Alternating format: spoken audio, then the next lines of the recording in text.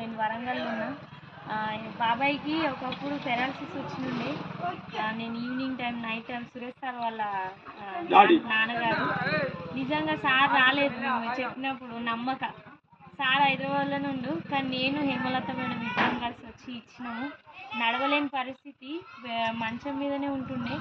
Sir ఇప్పుడు వచ్చేసరికి అసలు ఏం లేకుండానే నడుస్తున్నాడు. మన వెస్టీజ్ సప్లిమెంట్స్ దమ్మున్న ప్రోడక్ట్స్ అని చెప్పొచ్చు.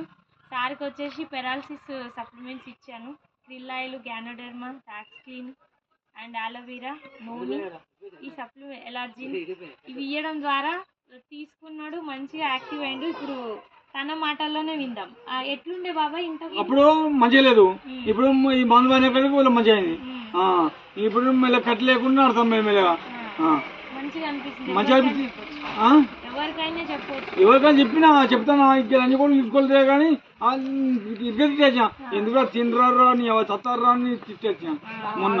ఇప్పుడు నడిచి చూద్దామా మనం? నడుతా